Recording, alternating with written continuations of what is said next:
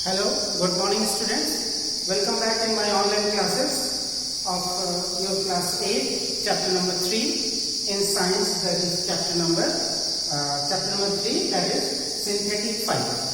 So up till now through the different videos I have communicated to you, I have taught you the different types of synthetic fiber, what is fiber, different types of synthetic fibers, natural fibers, etc. etc.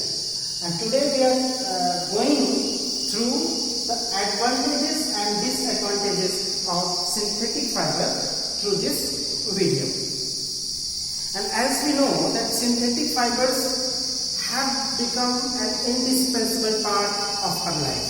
हमारे जीवन का एक अभिन्न हिस्सा बन चुके हैं synthetic fibre in its different forms.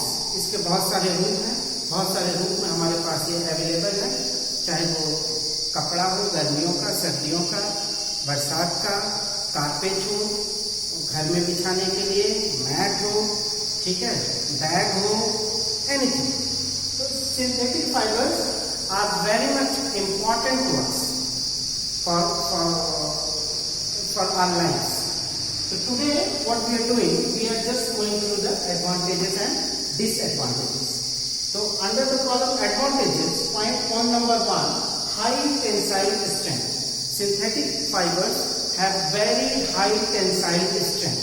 Tensile strength का मतलब होता है कि किसी भी सबस्टेंस के ऊपर हम लोग कितना टेंशन दे सकते हैं. Tension. Take the example of a rope. एक रस्सी का उदाहरण लीजिए. एक see, this is point A, this is point B and this is rope. Clear? एक रस्सी है, यहाँ पर एक आदमी खड़ा होकर इसको खींच रहा है, ठीक है, यहाँ पर एक आदमी इसको खड़ा होकर खींच रहा है. तो टेंसाइल स्ट्रेंथ वो स्ट्रेंथ होती है, इसकी स्ट्रेंथ जब तक, मतलब टेंसाइल स्ट्रेंथ जब तक ये बनी रहेगी तब तक ये रस्सी बीच में से टूटेगी नहीं. And it will only broken up, it will only get broken up when this tensile strength or the force applied on it go pass to its tensile strength. जब फोर्स जो है उस टेंसाइल स्ट्रेंथ के ऊपर जाता है तो उसको हम लोग कहते हैं कि ये टेंसाइल स्ट्रेंथ इसकी खत्म हो गई है और अब ये टूट जाए.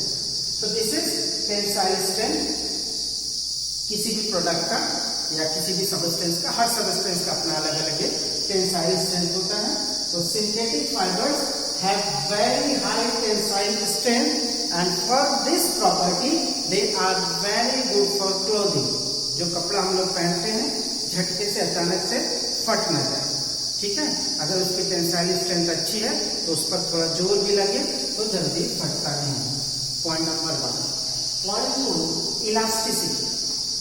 Synthetic fibers do have the property of elasticity. And what is the elasticity? ये प्रॉपर्टी क्या होती है इलास्टिसिटी?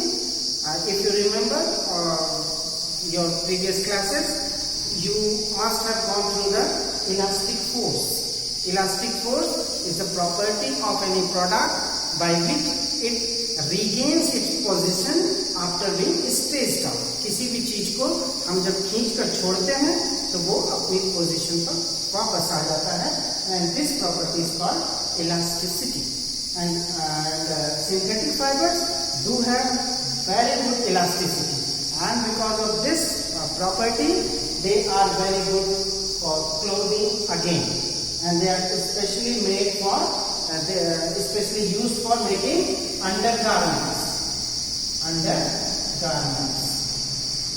ठीक है, जैसा कि स्पैंडेक्स में होता है. Spandex is a kind of what? Synthetic fiber, or this is also called nylon. ठीक है, तो इसका इस्तेमाल हम लोग अंडरगारमेंट्स बनाने के लिए करते हैं because of this property. Point number 3, easy to maintain.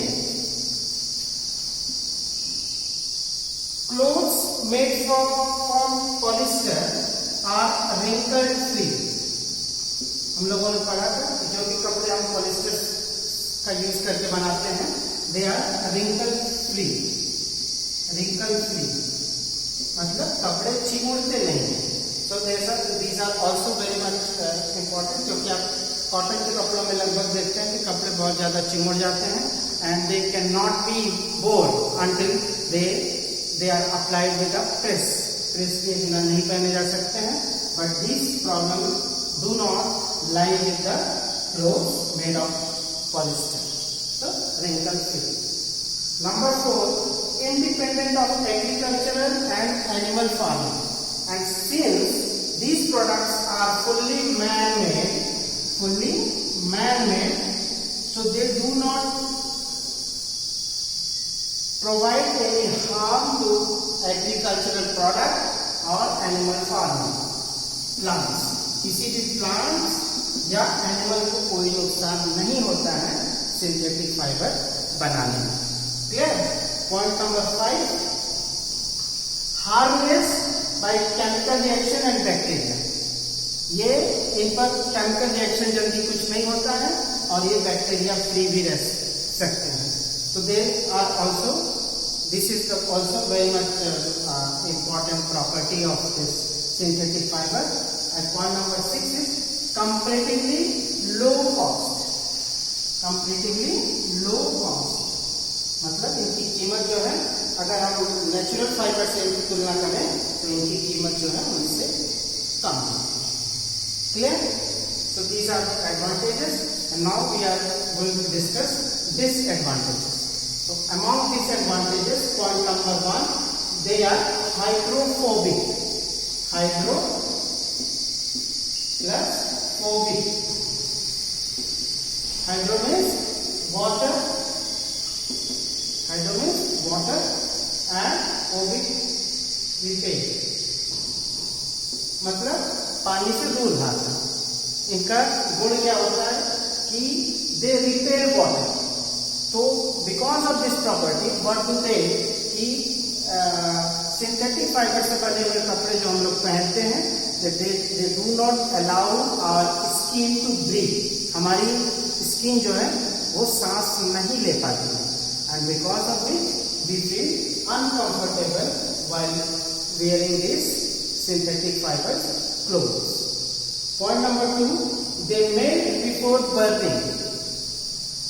Melt before burning मतलब अगर इसमें किसी तरह सिंथेटिक फाइबर में आग लग जाए तो पहले क्या होता है, जलते नहीं है, पहले वो क्या होता है, गलते हैं। जलने के पहले गलते हैं। And this property also not good for human body. Point number 3, they accumulate electric charge. ये जब बहुत देर तक शरीर के संपर्क में या किसी दूसरे वस्तु के संपर्क में रहते हैं तो क्या दे अट्रैक्ट और एक्यूमुलेट इलेक्ट्रिक चार्ज।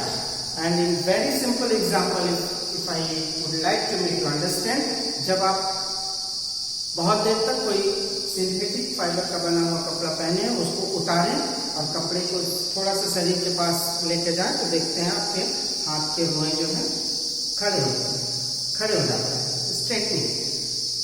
एक और एग्जांपल है, when you comb your hair, ठीक है, और उसको कॉम्ब करो और कॉम्ब करके जब कोई छोटे छोटे कागज के टुकड़े कहीं तोड़ कर रख दो और उस कंघी को वहां पर लेकर जाओ तो वहां पर क्या होता है, वो कागज के टुकड़ों को अपनी तरफ को कॉम्ब खींच लेती है। So this is because of this accumulation of electric charge, and this is also not good for our body. So these are the advantages and disadvantages of synthetic fiber in this video. In the next video, we will start the next topic of this chapter, that is plastic. Okay, so this is up till now. Go through this video, and if you do have any problem, feel free to ask. Bye until then, and take very good care of yourself. Thank you very much.